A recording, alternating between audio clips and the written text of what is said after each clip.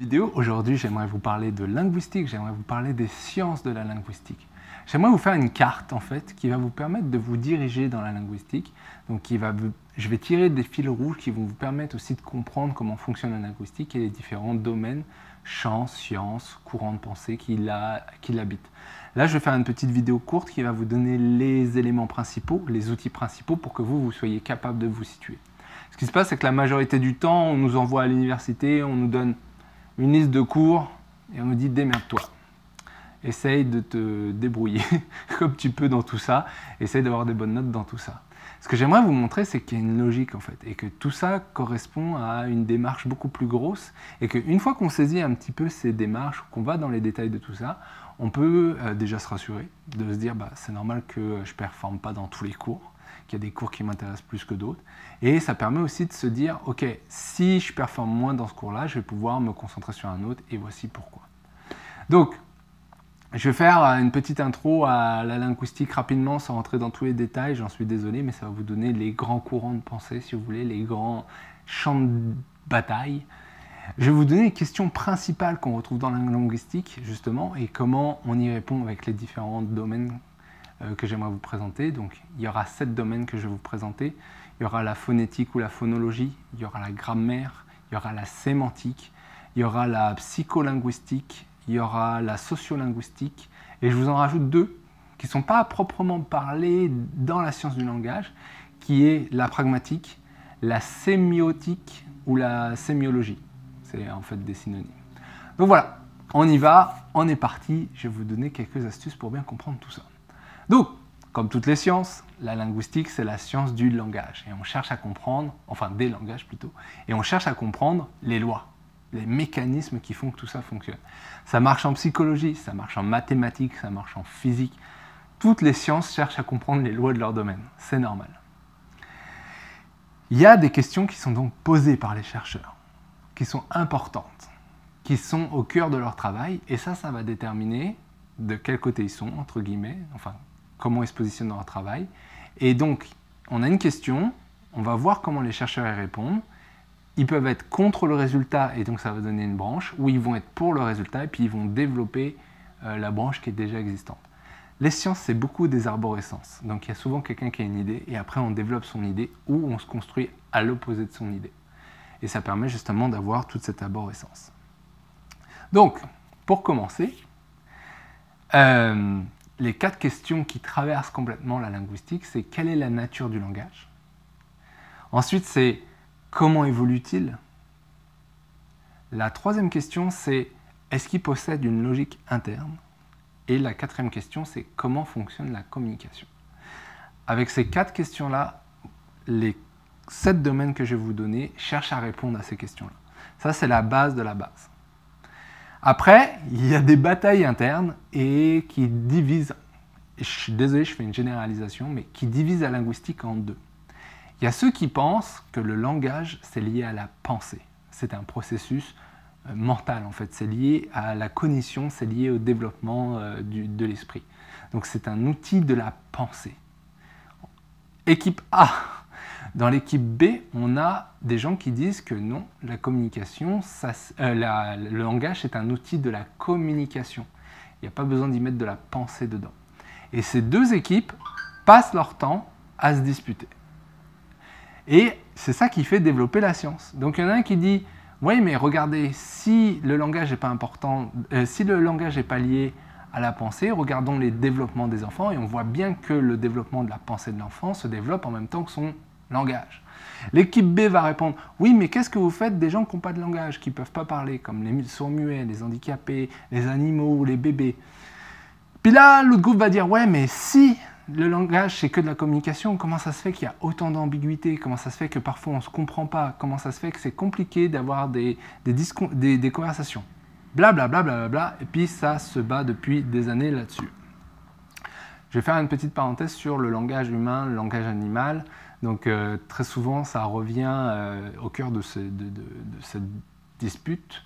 Et aujourd'hui, de ce qu'on sait, le langage humain est le système de communication le plus évolué de tous les types de communication animale découverts jusqu'à ce jour.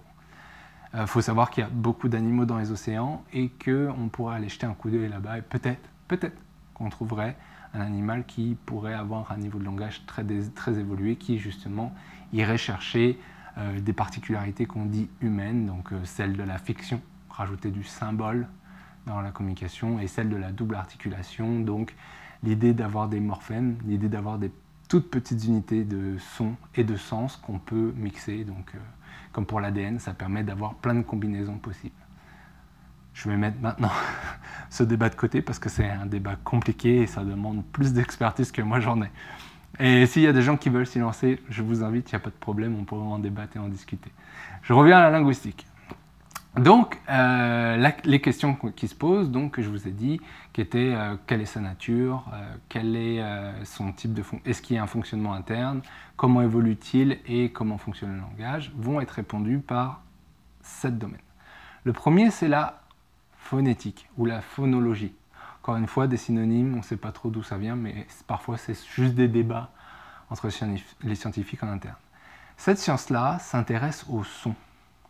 Et s'intéresse vraiment à la manière dont sont produits les sons et les sens qui vont derrière. Et donc on va se poser des questions comme comment ça se fait qu'à un moment donné, un son évolue, ou deux sons sont très proches, ils évoluent et ils aient des sens différents, comme les, L-E-S, et les. Ça peut être moche ou ça peut être pardon, ça peut être le liquide de la vache, ça peut être le lait de la vache. Donc cette idée qu'il y a des sons qui sont extrêmement proches, mais qui vont ensuite se développer, changer, avoir des différences très, très différentes. Et la capacité humaine à produire des sons, la capacité qu'ont les bébés justement à trouver des sons, les langues, etc. Donc en phonétique, on va s'intéresser principalement aux sons et à leur évolution. Et à leur origine, leur évolution. Et ça, c'est vraiment un des piliers de la linguistique. Donc c'est la première chose. Si vous vous intéressez justement à ces questions de son, je vous engage très fortement à vous lancer dans la phonétique. La deuxième science, c'est la grammaire. Tout le monde a entendu parler de la grammaire. Quand on était petit, on détestait la grammaire. Et si vous aimiez la grammaire quand vous étiez petit, vous étiez légèrement un peu bizarre. Mais c'est tout ce qui s'intéresse à la syntaxe. C'est tout ce qui s'intéresse aussi à la morphologie des mots, qui vient avec les conjugaisons par exemple, ou les déclinaisons.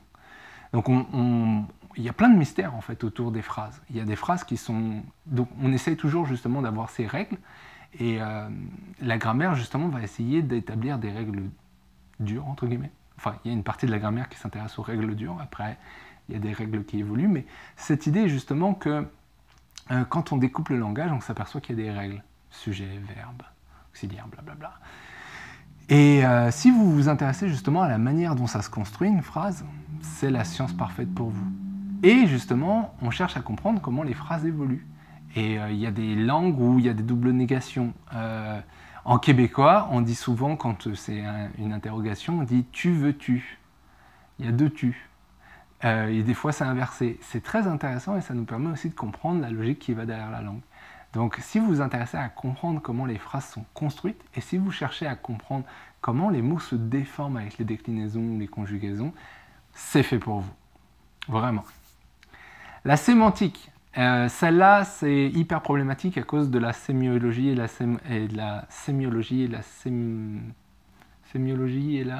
sémiotique. Pardon. Donc, la sémantique, c'est l'idée de s'intéresser au sens, au symbole qu'il y a derrière les mots. Parce que c'est bizarre. Comment ça se fait que j'appelle pas l'animal, par exemple un chat ou un chien, par le bruit qu'ils font? J'appelle ça un chat. Il fait miaou en français. C'est une blague à faire avec, si vous êtes dans la linguistique, c'est une blague à faire avec des étrangers, de leur poser la question quel bruit font les animaux. Et vous allez voir qu'il y a des différences. Mais pourquoi je ne l'appelle pas miaou? Je l'appelle chat. Et il y a zéro connexion, zéro, entre le chat et le mot chat. Et donc on va essayer de comprendre ces connexions et comment c'est arrivé, comment ça fonctionne. Et on va s'intéresser justement à la signification dans des contextes. Et on va chercher de comprendre, on va essayer de chercher et de comprendre ces contextes. Et on va essayer de comprendre aussi comment on fait le lien entre les mots et les objets. C'est une science très intéressante. Et on peut utiliser des expressions, des trucs super... C'est ça qui est fort avec le langage humain. Moi, je trouve aussi la sémantique, c'est intéressant pour ça, cette question de la symbolique. Si je dis à mes enfants, j'ai pas d'enfants, mais si j'ai des enfants, je leur dis mets-toi à table, et ben, mon fils ou ma fille va s'asseoir et puis il va attendre que je lui donne à manger. Si je suis un policier et que je dis à un voleur mets-toi à table, bah, il ne va pas sortir ses couverts et il ne va pas commencer à attendre que je lui donne à manger. Pourtant, c'est exactement la même phrase, c'est exactement les mêmes mots. Et la sémantique, ça s'intéresse justement à ça, à la grande capacité humaine à aller chercher du symbole, à aller chercher de l'abstraction en fait, plus que du symbole, et de faire des liens avec des combinaisons que sont les mots. Donc, si vous vous intéressez justement à ça, au lien entre objet et mots, la sémantique, c'est pour vous. Ensuite, on a la psycholinguistique. Donc, comme je vous disais, c'est le lien entre la pensée et le langage. Et on va s'intéresser à voir les différents stades, par exemple, des enfants, du développement du langage. Et on cherche à comprendre tout ça. On cherche aussi à comprendre les troubles du langage, les dyslexiques, les dysphasiques. Enfin bref, il y a plein de troubles du langage qu'on essaye aussi de comprendre et de guérir, et de soigner forcément. Donc on essaie de comprendre ces mécanismes. Donc on va un peu plus dans la biologie, un petit peu plus dans le cerveau pour comprendre ces mécanismes-là. Ah, c'est une nouvelle aussi, la sociolinguistique. On cherche à comprendre les groupes sociaux et pourquoi ils utilisent des langages différents. Et très récent, toutes les sciences hybrides sont récentes en fait. Ça arrive dans les années 60-70 à peu près. Pour la majorité d'entre elles, il y a des cas un peu particuliers, mais pour la majorité d'entre elles. Et c'est cette idée de se dire, bon, bah, on parle tous français, mais les gens de la haute bourgeoisie, ils vont utiliser un langage particulier, et puis les banlieusards, ou les ouvriers, ou les jeunes, les fameux jeunes, les jeunes utilisent un langage différent. Pourtant, c'est la même langue. Et on va essayer de comprendre comment ça interagit, comment ça fonctionne, comment ça développe le groupe ou non, comment ça soude. Et donc, ça va beaucoup chercher dans les marqueurs identité, en fait. Et on cherche à comprendre pourquoi. Pourquoi ça fonctionne comme ça, pourquoi ça évolue. Je vous dirais que ça, c'est les 5 piliers principaux de la linguistique. Ça, c'est du traditionnel, du classique. Plié. Je vais vous en donner 2 autres. 2 autres qui sont autour et qui sont aussi super intéressants. Donc, le premier, c'est la pragmatique. Donc, l'idée, c'est de, si vous connaissez Austin, c'est l'idée de dire que le langage, c'est pas juste du son. Ça a des effets dans la réalité et on va chercher à mesurer ces effets dans le réel. Donc Austin, il disait très bien, il y a des mots qui sont performatifs, ils ont une action sur le réel. Comme il disait, par exemple, je vous déclare mari et femme, le fait de dire ça transforme la réalité, a une performance dans le réel. Donc la pragmatique, elle s'intéresse justement à ça, les effets du langage. Comment le langage affecte notre réalité. C'est aussi récent, mais c'est vraiment très intéressant à voir. Le 7e, qui est, je pense, le plus dur et le plus bordélique, quelque part, c'est la sémiologie ou la sémiotique. Alors, pour essayer de clore le débat entre les deux, c'est des synonymes. C'est comme cellulaire et téléphone portable, c'est des synonymes, ça veut dire la même chose. Ces deux-là sont dérivés de la sémantique en fait, et elles arrivent à englober l'ensemble de la linguistique. Pourquoi? Parce que c'est l'étude des signes, bien sûr, du sens en fait dans les signes, et en plus, ça va s'intéresser non pas uniquement au langage, mais ça va s'intéresser aussi aux images, aux vidéos, donc ça va sortir cette idée de la quête du sens, pour l'ouvrir à un plus gros champ qui est celui du métier média en général. Roland Barthes est un représentant important de ce passage en fait, où on commence à trouver du sens et à aller chercher du sens dans les images, dans le domaine du symbole en fait. C'est drôle en fait, ça fait du symbole dans du symbole. Enfin quelque chose comme ça. Enfin bref, ça ouvre la sémantique plutôt que de le laisser uniquement au langage et de l'ouvrir sur d'autres supports. Donc voilà, à partir de ces 7-là, vous avez une bonne idée de comment fonctionnent les sciences de la linguistique. Ça vous permet de vous situer aussi sur ce que vous aimez ou ce que vous n'aimez pas. C'est normal que vous n'aimiez pas tout. C'est normal que vous ayez de la facilité dans certains et de la difficulté dans d'autres. Ça fait partie aussi de la passion. Moi, je vous conseille de normalement c'est obligatoire dans vos cours, pardon, mais jetez un petit coup d'œil à tous. Moi, je me souviens que la première fois où je me suis frotté à la sémantique, j'avais détesté ça. J'en pouvais plus de bouffer du Saussure. Après, je m'étais intéressé à la sociolinguistique, je pense. Ouais. Enfin bref, c'est à vous de visiter tout ça, d'essayer de comprendre tout ça et de voir que c'est lié et que ça répond toujours aux mêmes questions. Comme je vous ai dit, les 4 du début, donc qui sont quelle est sa nature, quels sont ses processus internes, sa logique interne, comment évolue-t-il et comment fonctionne la communication. Si vous avez ça en tête, vous vous rendez compte que ces 7-là, ils cherchent à répondre à ces 4 questions constamment. Donc voilà, ça vous donne une petite idée, ça vous donne aussi des petites explications sur ce que vous faites en cours et si ça vous intéresse ou non. Et puis voilà, si vous avez des questions, n'hésitez pas à me les poser, ça me fait plaisir. Partagez, likez, puis à très bientôt, je vais faire d'autres vidéos explicatives comme ça sur différentes sciences. À très bientôt.